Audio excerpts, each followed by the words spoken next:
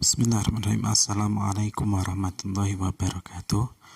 Alhamdulillahirabbil alamin wassalatu wassalamu ala sayyidina karim sayyidina Muhammadin wa ala alihi wa ala ashabihi wa ala man tabi'ahum bi ihsan ila yaumiddin.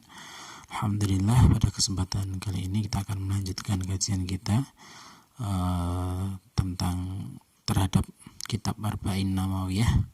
Insyaallah akan saya sarikan dari kitab Al-Wafi karya Dr. Mustafa Tib Al-Bukho dan Dr. Muhyiddin Misu. Insyaallah nanti akan kita sarikan hadis yang ke-7, yaitu hadis tentang ad-dinun nasihah, agama adalah nasihat. Salawat dan salam semoga tercurah limpahkan kepada junjungan kita, uswah kita, teladan kita, Nabi besar Muhammad SAW, Nabi yang senantiasa kita harapkan syafaatnya di yaumil kiamat kelak.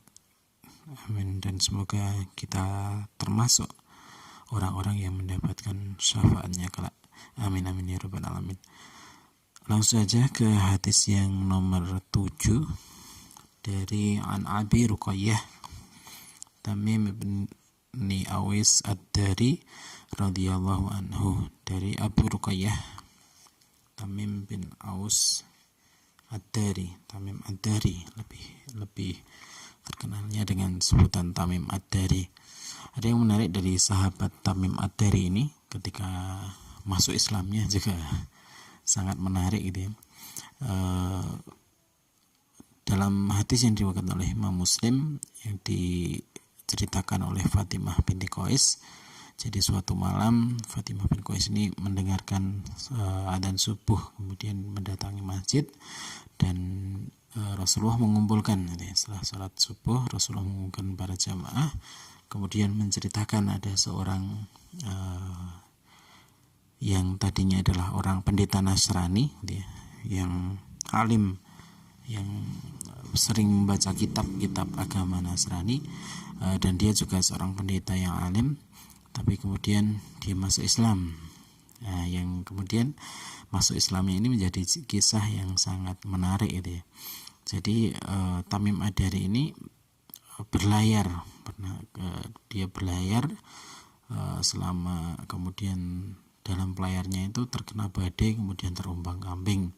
Dia berlayar bersama 30 orang laki-laki dari sekolah Hamdan Kuzan, dan selama 1 bulan itu ya terombang-ambing di lautan sampai kemudian terdampar di suatu pulau. Kemudian setelah sampai di suatu pulau, Tamim Ad-Dari ini dan rombongannya itu bertemu dengan satu binatang yang seluruh badannya dipenuhi dengan bulu sehingga tidak terlihat mana yang depan dan mana belakang, atau yang tidak bisa dideteksi gitu ya, mukanya dan ekornya yang mana gitu ya.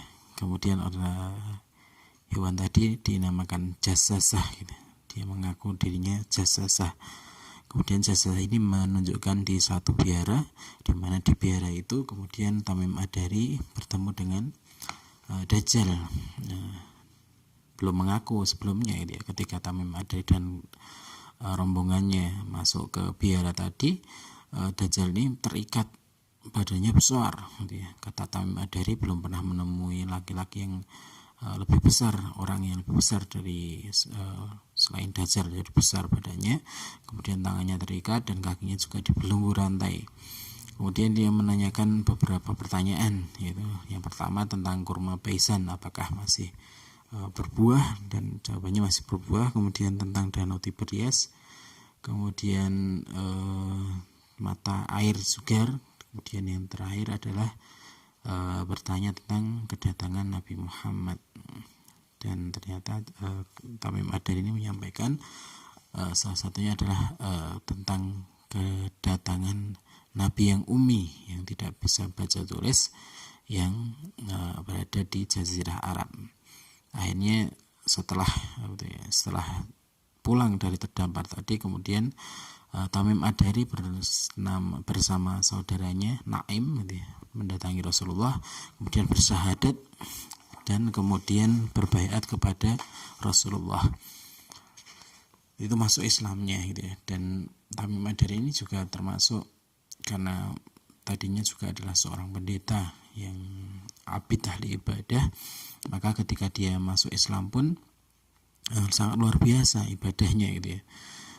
Di Muhammad bin Sirin pernah bercerita bahwa Tamim Ad-Dari ini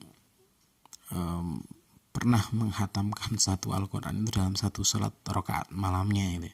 Satu rakaat itu hatam satu Al-Quran. Kemudian pernah juga dia sholat isya, kemudian sholat sunnah, menemukan satu ayat, dia mengulang-ulangnya sampai subuh ini, sampai subuh sholatnya dari setelah isya sampai subuh mengulang-ulang hanya surat yang dibaca satu ayat sampai kemudian menghayati dan menangisinya. Dan pernah juga Tamim Ad-Dari ini kehilangan satu kali sholat malam ini ya. Jadi pernah satu malam Tamim Ad-Dari ini ketiduran sampai kemudian adzan subuh, tidak melaksanakan qiyamul lail. Maka kemudian setelah itu dia menghukum dirinya dengan setahun tidak pernah tidur, tidak tidur 1 tahun karena kehilangan satu malam tidak melaksanakan qiyamul lail. Subhanallah, ini sahabat yang luar biasa, dan inilah sahabat itu ya, mereka melaksanakan berinteraksi dengan Al-Quran sangat luar biasa, dengan qiyamul lail yang luar biasa. Namun ketika ada orang yang bertanya, justru Tamim Ad-Dari ini marah-marah gitu ya. Kata Tamim Ad-Dari, salah satu perkataannya adalah saya sholat malam gitu ya, kemudian membaca Al-Quran itu lebih, dan tidak diketahui oleh orang lain, itu lebih dia cintai daripada kemudian dia menyampaikan sholat malamnya gitu. Padahal ini adalah ibadah yang dilakukan oleh Tamim Ad-Dari gitu, dan sudah lazim dilakukan oleh Tamim Ad-Dari, dan katanya dia lebih suka tidak menampakkan atau menceritakan gitu ya. Dan bahkan ketika ada orang yang bertanya, sempat dia kemudian marah gitu ya, marah karena ditanya tentang qiyamul lailnya dan jumlah rakaatnya itu. Dan kalau beberapa orang sahabat tabi'in yang melihatnya, maka seperti tadi ada yang kemudian dia menemukan Tamim Ad-Dari ini sholat dari ba'da isya sampai subuh gitu ya. Ada juga yang pernah menemukan Tamim Ad-Dari ini sholat satu khataman dalam satu rakaat gitu ya. Kemudian dia juga punya pakaian khusus. Jadi Tamim Ad-Dari ini memberi pakaian khusus yang digunakan untuk qiyamul lail gitu ya, seharga sekitar 4 jutaan rupiah lah kalau 1 dirham atau 1 dinar itu, yang kemudian pakaian yang mahal itu hanya khusus untuk melaksanakan qiyamul lail. Dan ini sering dipakai juga untuk qiyamul lail dan juga untuk malam-malam di mana dia malam-malam ganjil di bulan Ramadan, di mana diharapkan akan mendapatkan Lailatul Qadar. Dia mengenakan pakaian yang istimewa yang harganya mahal. Untuk apa? Untuk menghadap Robnya, untuk berdoaan dengan Robnya. Ini yang seorang sahabat. Kalau kita mungkin membeli pakaian bagus itu untuk kita perlihatkan kepada manusia, tapi berbeda dengan Tamim Ad-Dari ini, justru pakaian yang mahal, kalau dirupiahkan mungkin sekitar 4 juta rupiah ya, lebih gitu ya, itu dipakai hanya untuk kemudian qiyamul lail dan untuk beribadah ketika mencari Lailatul Qadar. Di samping ibadahnya itu ya, ada beberapa inovasi juga gitu ya. Jadi Tamim Ad-Dari ini termasuk, karena dia orang tadinya adalah pendeta, kemudian dia salah satunya ini Madinah itu di Masjid Nabawi itu ketika mau sholat isya itu biasanya para sahabat membakar jerami sebagai penerangan, tapi kemudian Tamim Ad-Dari ini membuat inovasi, membuat lentera dari minyak zaitun, kemudian dipasang di Masjid Nabawi. Dan kata Rasulullah, semoga engkau menerangi karena engkau telah menerangi Islam.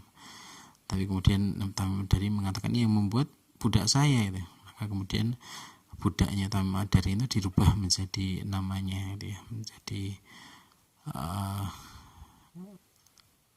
lente apa siros atau apa itu saya lupa, tapi menjadi permana yang menerangi gitu ya. Itu inovasinya. Di samping itu juga yang membuat mimbar. Jadi kalau di masjid-masjid kita dulu itu mimbarnya itu bertingkat 3, maka ini sama dengan kemudian apa yang dilakukan oleh Tamim Ad-Dari. Jadi karena dulu di Madinah jamaah kaum muslimin ini semakin banyak, maka kemudian ketika khutbah Rasulullah, kadang orang-orang yang belakang tidak bisa melihat dan mendengar apa yang disampaikan oleh Rasulullah, maka kemudian Rasulullah berkhutbah di satu pelepah kurma gitu ya. Tapi ini yang pelepah kurmanya itu ketika ditinggalkan menangis ya. Nah, ini kemudian, tapi Rasulullah merasa kadang mungkin capek atau sakit gitu ya ketika berkhutbah di pelepah kurma, maka kemudian Tamim Ad-Dari ini mengusulkan untuk membuat mimbar untuk tempat Rasulullah berkhutbah. Ini tadi perawi dari hadis tadi, Abi Ruqayyah Tamim bin Aus Ad-Dari radhiyallahu anhu, qala ana Nabi sallallahu alaihi wasallam, sungguhnya Nabi sallallahu alaihi wasallam qala bersabda, ad-dinu nasihah, agama ini adalah nasihat. Kemudian kulna, kami bertanya, liman ya Rasulullah, untuk siapa? Qala Rasulullah, lillahi wa li kitabihi wa li rasulihi wa li a'immatil muslimin wa amatihim. Ini satu hadis yang merupakan Jawami'ul Kalimnya Rasulullah, yang dimana hadisnya ringkas tapi mengandung banyak makna dan banyak hikmah yang terdapat di dalamnya. Tadi Rasulullah mengatakan bahwa ad-dinu nasihat, agama itu adalah nasihat. Untuk siapa ini? Kata Rasulullah, nasihat untuk lillah wali kitabihi wali rasulihi, untuk kitabnya, untuk rasulnya, wali a'immatil muslimin, dan untuk a'immatul muslimin, yaitu pemimpin-pemimpin muslimin, wa ammatihim, dan seluruh kaum muslimin selain penguasa. Hadis ini diriwayatkan Imam Muslim ya. Kata Imam Nawawi bahwa hadis Tamim Ad-Dari ini tidak ada yang langsung, di mana Tamim Ad-Dari meriwayatkan dari Nabi, itu tidak ada yang diriwayatkan di Bukhari. Jadi hadis ini terdapat di Sahih Muslim. Hadis ini tadi saya sampaikan bahwa ini termasuk Jawami'ul Kalim, di mana sabda Nabi ini berbicara sangat ringkas sekali, kemudian memiliki makna yang syarat dengan makna, dan mengandung faidah yang luar biasa, sampai-sampai hampir, kata Dr. Mustafa Tibal-Buka, kami mendapati keseluruhan sunnah dan hukum syariat, baik usul maupun yang furu', tergantung di dalam hadis ini, yaitu dalam kitab li kitabihi atau kitabullah, karena kitabullah itu mengandung keseluruhan perkara agama, baik yaitu perkara yang usul maupun perkara yang furu', baik itu dalam amal, akidah, dan sebagainya. Maka seorang jika beriman serta mengamalkan segala nasihat yang terdapat dalam kitabullah, maka ia telah mengumpulkan syariat-syariat ini secara keseluruhan. Para ulama kemudian mengatakan bahwa hadis ini adalah madarul Islam atau poros ajaran agama Islam. Lafdzul hadis atau bahasa hadis ini yang pertama adalah ad-din. Apa itu ad-din? Ad-din ini adalah yang dimaksud adalah al-milah atau agama. Wahya Islam, itu agama Islam, di mana artinya tiang agama dan penegaknya adalah penegak agama itu adalah an-nasihat. An-nasihat itu apa gitu ya. Kemudian lafal yang kedua an-nasihah. An-nasihah ini adalah satu kalimat di mana yang dikehendaki kebaikan bagi orang yang memberikan nasihat. Jadi orang yang memberikan nasihat ini menghendaki kebaikan untuk orang yang diberi nasihat. Asal katanya usul nasihat fil lughah itu ya, adalah al-khulus dalam bahasa. Asal kata kalimat an-nasihat adalah al-khulus, artinya murni. Seperti di sini disampaikan seperti perkataan aku memurnikan madu dari tempat lilinnya gitu ya. Yang ini adalah khulus. Kemudian lughah yang berikutnya adalah a'immatul muslimin, yaitu pemimpin, para pemimpin kaum muslimin. Kemudian yang terakhir, yang bahasa hadis yang terakhir atau lughah hadis yang terakhir adalah ammatihim, yaitu seluruh kaum muslimin selain pemimpinnya tadi.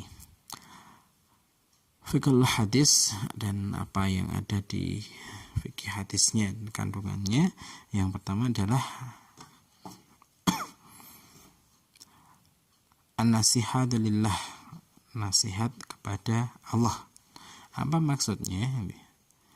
Di sini sampaikan nasihat kepada Allah itu adalah dengan beriman kepada Allah Ta'ala, menjauhi perbuatan syirik, kemudian tidak ingkar terhadap sifat-sifatnya, serta mensifati dengan sifat kesempurnaan dan keagungan seluruhnya.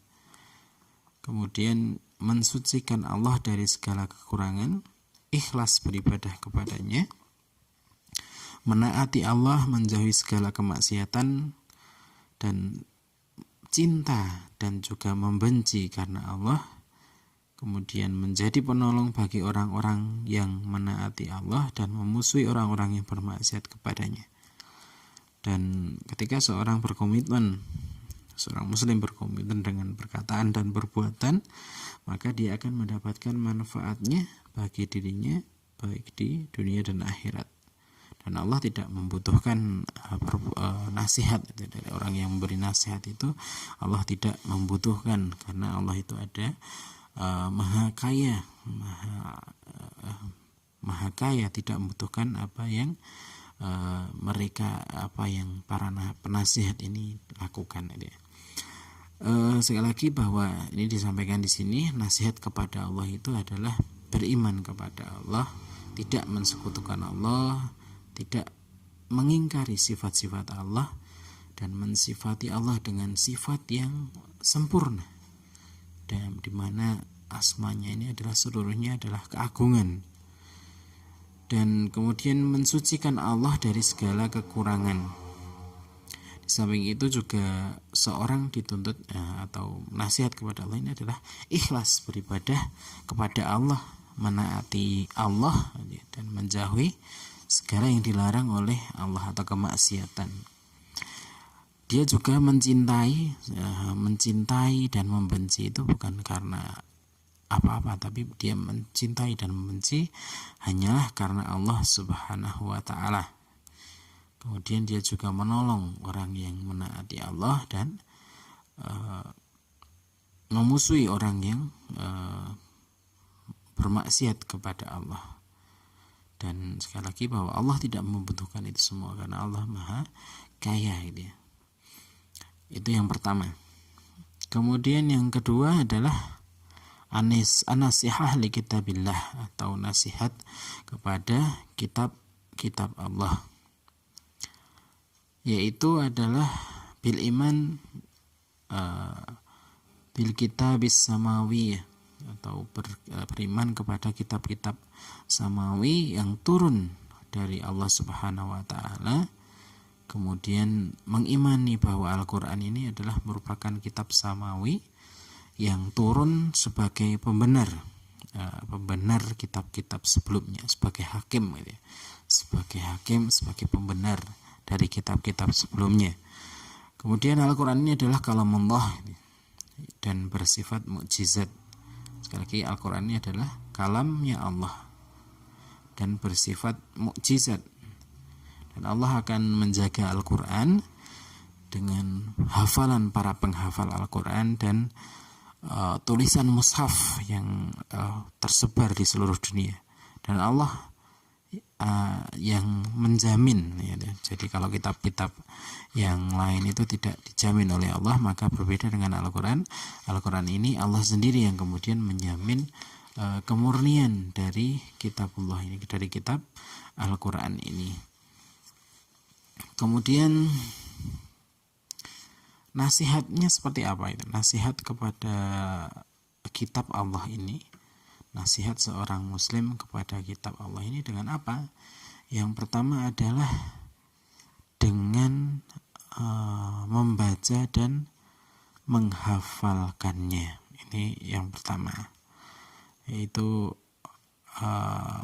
membacanya dan biqiraatihi wa hifdhihi, dan membacanya dan menghafalkannya. Dengan membaca ini, dengan membaca kitab Al-Quran ini, maka akan diperoleh ilmu dan ma'rifah. Di samping itu dia akan mendapatkan kesucian jiwa, hati yang jernih, serta hatinya berjernih dan selalu bertambah ketakwaannya kepada Allah Subhanahu wa taala. Di dalam Al-Quran ini juga terkandung kebaikan-kebaikan yang agung yang tertulis di dalam lembaran-lembarannya, dan siapa yang kemudian membacanya dan terdapat membacanya, maka akan mendapat syafaat yang akan dia dapati pada hari kiamat, gitu ya. Sebagaimana yang disampaikan oleh Rasulullah dalam salah satu hadisnya, Iqra'ul Qur'an fa innahu ya'ti yaumal qiyamah syafi'an li ashabihi. Maka bacalah Al-Quran, maka pada hari kiamat kelak akan memberikan syafaat bagi para ashabihi, sahabat-sahabat Al-Quran atau para pembaca Al-Quran. Sedangkan menghafal kalau Al-Quran dalam dada ini adalah sungguhnya memakmurkan hati dengan cahaya kitabullah.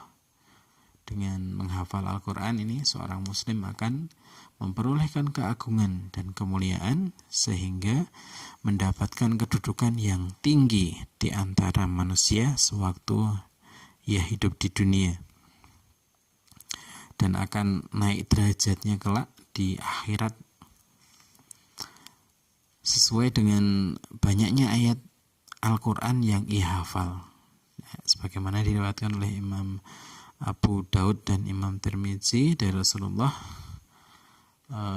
hadis yang masyhur dia, yaqulu li sahibil Quran iqra wartaqa waratil kama kunta tartila fid dunya wa inna manzilatuka inda akhir ayati taqra'uha, gitu ya.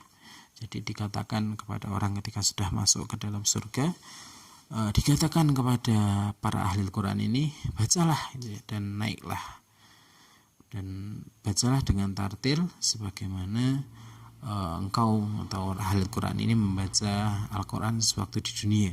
Dan kedudukan manzilahnya di surga ini terdapat pada akhir ayat yang dihafalkan oleh seorang ini. Kemudian nasihat kepada seorang muslim kepada kitab Allah yang kedua adalah membaca secara tartil dan memperindah suaranya, sehingga bacaannya menyentuh hati dan meresap ke dalam jiwa, sebagaimana yang diriwayatkan oleh Muslim dari Rasulullah SAW, dari Imam Muslim, laisa minna malam yataghani bil Quran, tidak dari golonganku orang yang tidak taghani, tidak melakukan Al-Quran. Yang kedua. Kemudian yang ketiga adalah dengan mentadaburi, serta memahami makna ayat-ayatnya sebagaimana yang dilakukan oleh Tamim Ad-Dari. Bahkan kadang Tamim Ad-Dari itu tadi disampaikan bahwa kadang sholat malam itu hanya dengan satu ayat diulang-ulang, namun kemudian dia merasuki meresapkan makna Al-Quran itu di dalam memaknai Al-Quran itu, sehingga dia faham dan mengamalkan Al-Quran dalam kehidupannya, bahkan sampai kemudian menangis tersungkur. Ini adalah yang dilakukan itu dengan mentadaburi dan memahami ayat-ayat Al-Quran. Ini yang ketiga. Kemudian yang keempat, mengajarkannya, yaitu dengan mengajarkan Al-Quran ini kepada generasi muda. Kemudian bita'alimuha, yang terakhir adalah kemudian memahami serta mengamalkannya, karena tidak ada kebaikan membaca tanpa kemudian seorang memahami, dan tidak ada kebaikan pemahaman tanpa seorang kemudian mengamalkannya. Ini yang nasihat kepada kitab Al-Quran. Kemudian yang ketiga,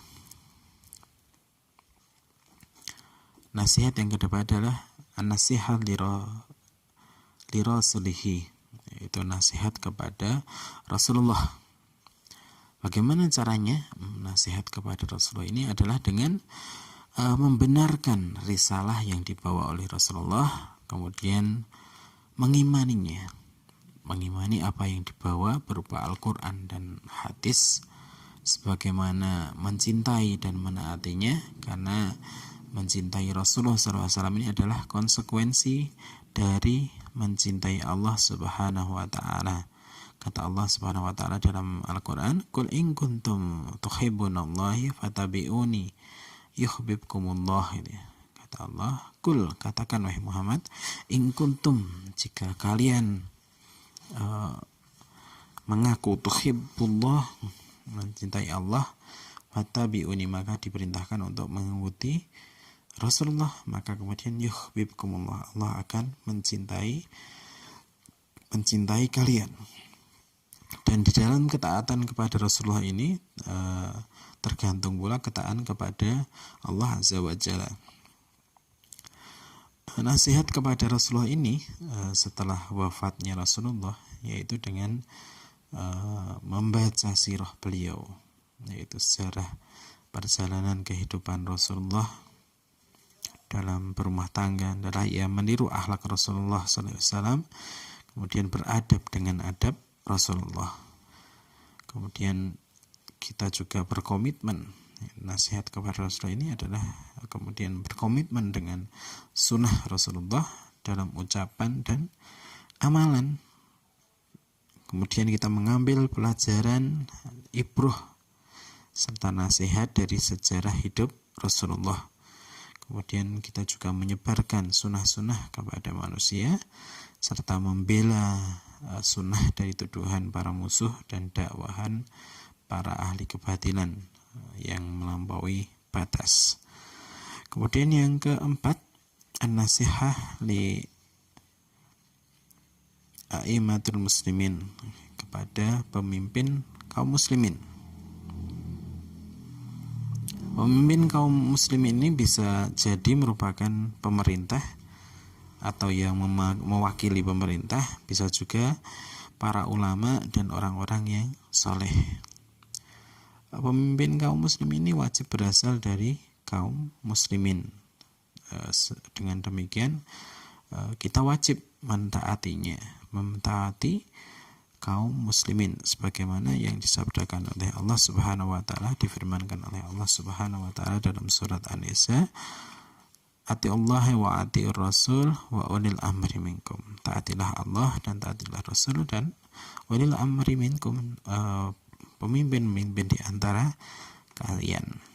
Adapun nasihat kita kepada para pemimpin muslim ini adalah dengan mencintai mereka dalam kebenaran. Jadi loyal kepada pemimpin, cinta kepada pemimpin dalam kebenaran, dalam petunjuk dan keadilan. Kemudian kita juga tidak mencintai mereka karena pribadinya, karena orangnya, atau karena kita telah dipenuhi urusannya gitu ya, melalui tangan para pemimpin kaum muslim ini. Kemudian kita cinta ketika umat bersatu padu dalam hukum mereka yang adil. Itu. Kemudian kita membenci adanya perpecahan umat, terkungkungnya umat pada kekuasaan hukum yang zalim. Bentuk nasihat ini dia kepada para penguasa yaitu membantu para penguasa ini agar senantiasa berada dalam jalan kebenaran. Kita diperintahkan untuk mentaati para pemimpin kaum muslimin ini dalam kebenaran tersebut dan memperingatkan mereka ketika para pemimpin ini melakukan penyimpangan dari kebenaran. Adapun dalam peringatkan pemimpin ini gitu ya, hendaknya tidak dengan kasar, tapi hendaklah seorang itu memperingati pemimpin dengan penuh kasih sayang, dengan hikmah serta lembut ya. Karena tidak ada kebaikan pada umat yang tidak memberikan nasihat kepada para pemimpinnya dan tidak mengatakan kepada yang zalim ya, ada pemimpin yang zalim kemudian mengatakan kamu zalim ya. Karena tidak ada kebaikan pada pemimpin yang merendahkan rakyatnya dan membungkam mulut-mulut rakyatnya yang menasihatinya serta menutup telinganya dari kebenaran. Bahkan pemimpin ini benci jika diberi nasihat, dan bila kebebasan ini yang tidak baik ya, membungkam orang-orang yang beri nasihat, bahkan kemudian membenci orang yang beri nasihat itu ya. Dan bila kebebasan telah dilarang dan mereka ini tidak mampu menyampaikan nasihat kepada penguasa, sehingga ia menjadi seorang yang tirani, yang tangan besi gitu ya. Itu adalah sebuah kehinaan dan kehancuran, kekalahan dan kegerdilan. Hal ini dapat terjadi jika kaum muslimin telah menyimpang dari ajaran Islam, terlarut hanyut dan dalam pendapat dan perbuatan para manusia yang rusak. Adapun para ulama yang soleh, mereka bertanggung jawab untuk kemudian memberikan nasihat, memutus dan menolak pendapat yang sesat, serta menjelaskan dalil Al-Quran dan Sunnah Rasulullah Muhammad SAW untuk mematahkan pendapat-pendapat yang sesat yang menyimpang dari Al-Quran dan Sunnah. Selain itu, para ulama juga berkewajiban menolak pendapat-pendapat lemah dari kalangan para ulama yang keliru, kemudian menjelaskan yang sahih dan lemahnya hadis yang diriwayatkan dalam kitab-kitab hadis dengan mengemukakan kaidah jar wa ta'dil, menggunakan cacat dan celah rawi. Ini bukan untuk kemudian mencela salaf para pendahulu kita, tapi kemudian untuk menjar wa ta'dil, untuk memilah mana hadis yang sahih dan mana hadis yang dhaif. Tanggung jawab para ulama ini juga memberikan nasihat kepada penguasa supaya berhukum dengan Al-Quran dan Sunnah Rasulnya. Allah akan meminta tanggung jawab ulama ini jika sampai berpaling dari hal ini, karena mereka tidak berjihad untuk menyampaikan kebenaran di hadapan penguasa. Nabi Muhammad SAW bersabda, sungguhnya jihad yang paling agung, yang paling besar adalah menyampaikan kebenaran di hadapan penguasa. Ini adalah satu jihad yang agung, yaitu ketika seorang alim, seorang ulama menyampaikan nasihat kepada penguasa, kebenaran kepada penguasa. Para ulama ini juga di sini disampaikan akan dimintai pertanggungjawabannya jika mereka melegitimasi gitu ya, semua tindakan penguasa hingga tetap dalam kezaliman penguasa, yaitu dengan memuji-muji para penguasa, kemudian rela menjadi propagandis cuaca atau corongnya penguasa, menaati penguasa melebihi taat kepada Allah dan Rasulnya. Dan ini adalah sangat berbeda dengan mereka yang kemudian bergabung dengan kafilah para ulama pemberani, dengan mereka yang mengekor kepentingan penguasa sahaja. Di sini di bagian ini kemudian Dr. Mustafa Tib Al-Buqa memberikan nasihat kepada para ulama agar mereka dengan sekuat tenaga melaksanakan tanggung jawab yang dipikulkan kepada para ulama, mempercayai hadis-hadis yang mereka keluarkan selagi mereka masih berkapasitas sebagai ulama yang terpercaya, menjaga ucapan dari kaum muslimin, menjaga ucapan dan menyakiti dan menghina para ulama, karena hal ini dapat menghilangkan kewibawaan serta menjadikan para ulama ini sebagai orang yang tertuduh. Nah, ini juga kewajiban kaum muslimin untuk kemudian mempercayai hadis-hadis yang dikeluarkan oleh para ulama dan menjaga ucapan terhadap para ulama. Kemudian yang kelima, an-nasihat li'amatil muslimin, nasihat kepada kaum muslimin, yaitu dengan apa? Yaitu dengan menunjukkan jalan yang dapat mengantarkan kaum muslimin ini pada kemaslahatan dunia dan akhirat. Ini sangat disayangkan bahwa kaum muslimin pada saat ini tidak peduli atau kurang peduli menasihati orang lain, terutama dalam urusan akhirat. Bahkan sebagian dari mereka hanya melakukan nasihat ini hanya sebatas urusan dunia. Padahal seharusnya nasihat ini tidak hanya untuk berhenti pada ucapan gitu ya. Nasihat untuk hal perkara dunia saja, dan nasihat ini juga tidak cukup hanya dengan ucapan saja, tetapi harus mengarah pada perbuatan sehingga manfaatnya ini dapat dirasakan oleh kaum muslimin. Meminimaliskan kerusakan, kemudian menolak mudarat, membawa kebaikan, kemudian memerintah kebaikan dan mencegah segala macam bentuk kemungkaran yang terjadi di antara kaum muslimin. Kemudian memuliakan orang yang lebih tua, kemudian menyayangi pada orang-orang yang lebih kecil atau lebih muda, dan tidak boleh seorang itu menipu. Termasuk nasihat kepada kaum muslimin adalah tidak boleh menipu dan dengki. Meskipun karena hal tersebut, hal tidak menipu dan tidak dengki itu, seseorang muslim menderita kerugian, baik itu fisik atau hartanya. Ini adalah termasuk nasihat kepada kaum muslimin. Kemudian di bagian yang keenam adalah a'dhamul anwa'in nasihah, atau nasihat yang paling a'dham, paling agung.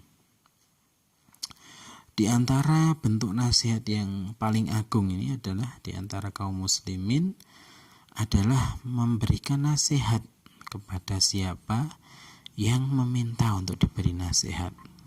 Nabi SAW bersabda, "Idastang sohal ahadukum akhafu falyansah lahu." Apabila seorang ini dimintai nasihat oleh saudaranya, maka nasihatilah gitu ya. Falyansah lahu, maka nasihatilah, maka berikanlah nasihat kepadanya. Dan bentuk nasihat yang paling agung adalah dengan menasihati di belakangnya, yaitu dengan membela dan menolongnya. Serta nasihat yang dilakukan di belakang orang yang dinasihati ini biasanya bersifat jujur. Nabi pernah bersabda,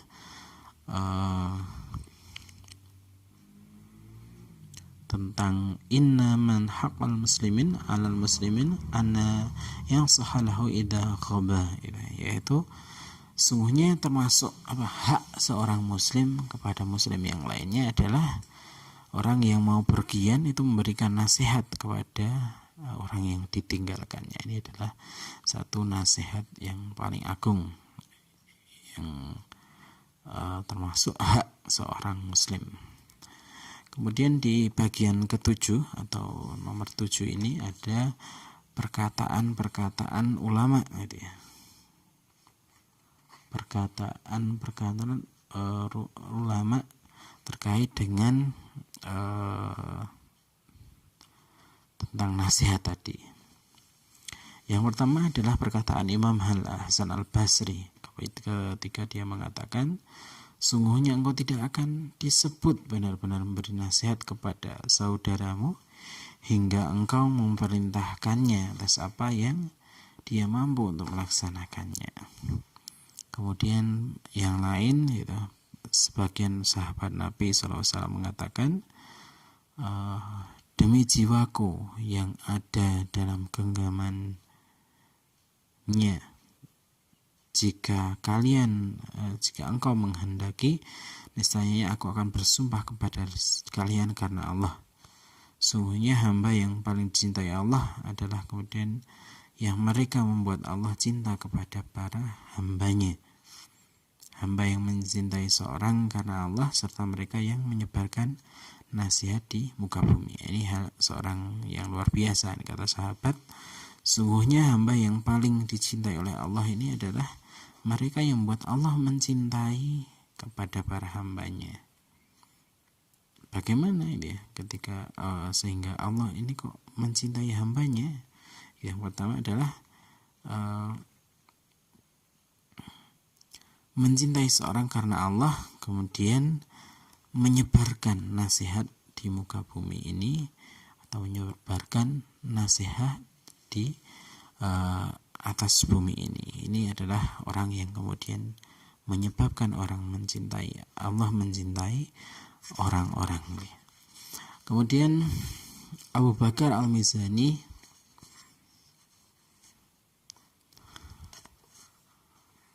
tidaklah Abu Bakar radhiyallahu anhu itu salah seorang yang sahabat Nabi Muhammad SAW lebih unggul dalam hal puasa dan salat, tetapi kecuali dengan sesuatu yang terdapat dalam hati, yaitu dalam hatinya Abu Bakar terhadap cinta kepada Allah Azza wa Jalla serta nasihatnya kepada para makhluknya. Kemudian yang keempat, perkataan Fudail bin Iyad ini. Fudail bin Iyad mengatakan, tidak unggul salah seorang di antara kamu, tidak unggul seorang di antara kamu dengan banyaknya sholat dan puasa, tapi keunggulan ini dengan berlomba-lomba dalam kelapangan jiwa dan keselamatan hati, serta memberikan nasihat kepada kaum muslimin, lil umat, kepada umat. Kemudian yang kedelapan, di sini disampaikan min adabin nasihah, atau adab-adab menyampaikan nasihat adalah ketika seorang ingin menyampaikan nasihat kepada orang lain, maka wajib baginya untuk kemudian memperhatikan adab-adab dalam menyampaikan nasihat. Sebagaimana yang tertulis ini, hendaklah seorang muslim itu memberikan nasihat kepada saudaranya yang muslim dengan sembunyi-sembunyi, tidak depan umum. Karena siapa yang menutupi aib seorang muslim, maka Allah lah yang kemudian akan menutupi aibnya di dunia dan di akhirat kelak.